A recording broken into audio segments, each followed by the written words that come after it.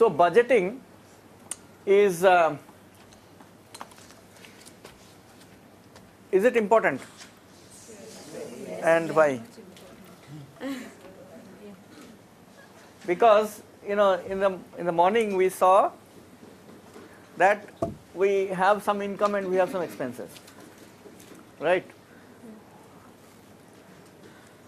And in the earlier times, over a phone call money used to come.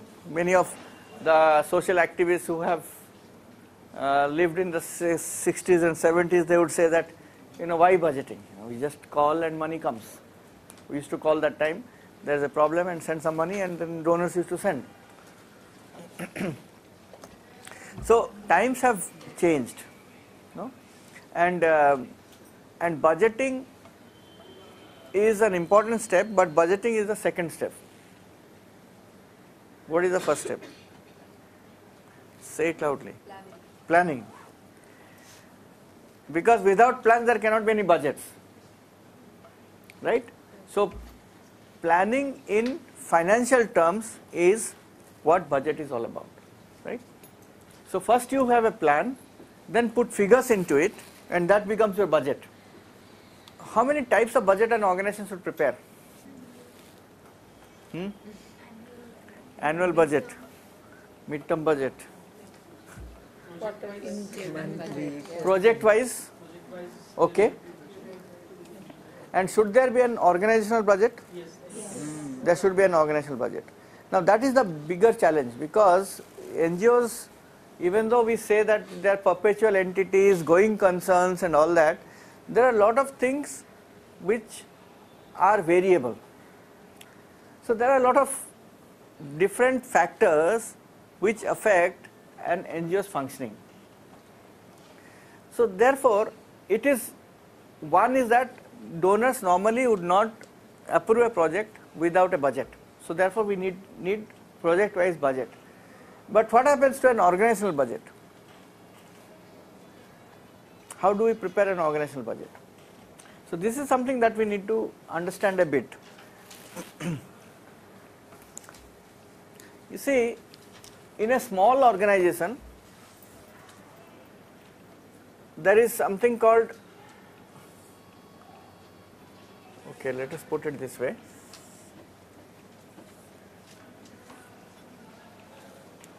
So this is project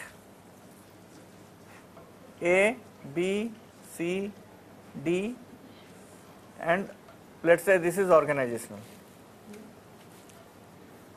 And then this is the total budget, let's say.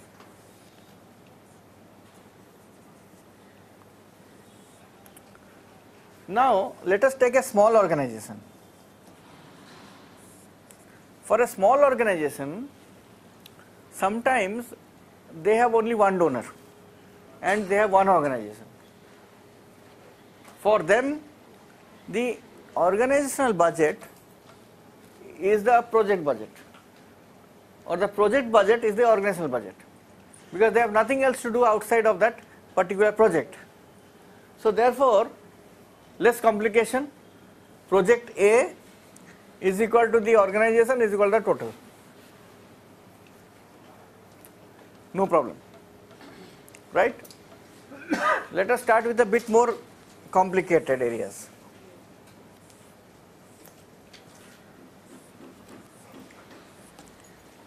Then let us say that the organization has grown.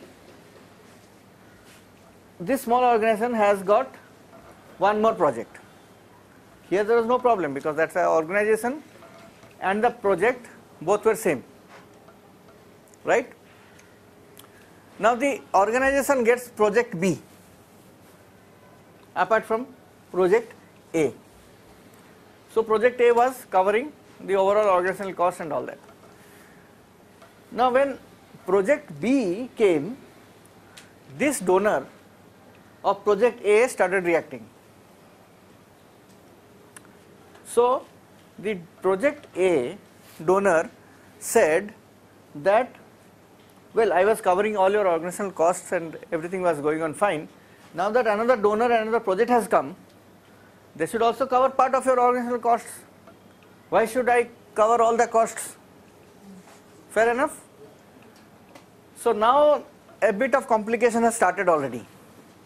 Now therefore what you need is two projects, one small organizational overhead budget which can be covered out of this as a common cost, and then of course a total budget, right? So you prepare this budget, have negotiation with both. Say we have got one accountant, so 50% of salary will go here, 50% of salary will go there. We have an office which is 10,000 rupees rent, 50% will go here, 50% will go there, or 2/3 will go here, 1/3 will go there, right?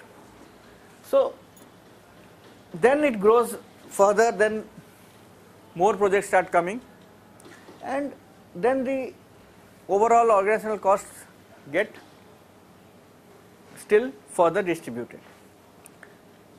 So now the issue is that for a large or a medium sized organization, what you have is project budgets, project wise, and some common costs which are common to all projects. That is your organizational budget, which needs to be covered on an agreed upon basis by all the other projects. Clear? So this is what an organizational budget should look like. Now what happens is, yes? You said common cost for all the budget. What do you mean? Common cost is that cost which cannot be allocated to a particular project. Like for example, an accountant salary. An accountant is doing accounting of all the projects. The executive director's salary, or the the support staff, electricity, water, office, rent, all that. So those expenses will be part of this organizational budget, which will get absorbed by various other projects. The challenge is also that these projects might have different timelines. Like for example, project A might be for 3 years, project B might be for 1 year, project C might be for 2 years, right? So it is important to prepare an annual breakup.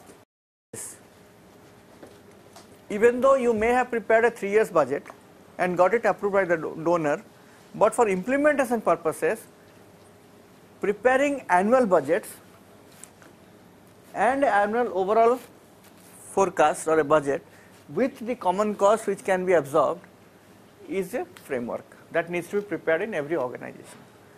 Normally what we do is that we do not prepare an annual budget of an organization. We run from project to project. So therefore there is sometimes no clarity on how these costs are going to be absorbed. Okay?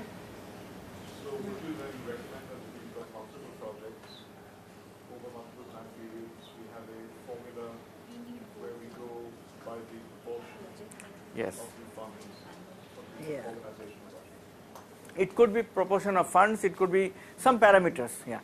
Some parameters need to be determined. Forecast planning also. Yes. Because somebody gives a timeline of 1 year, he shares Yes. this year, but next year. Now, this is a very important concept to keep in mind, that how do you allocate expenses and how do you run projects. What happens is that many times we do not break down the projects, let's say 3-year project, to implementable annual plans. And if we do not make these calculations, it happens on a very haphazard or in a off and on sort of a situation, right? So this is a very important exercise to be conducted in every organization, and this will vary from organization to organization. It cannot be the same practice in every organization. The principle will be the same.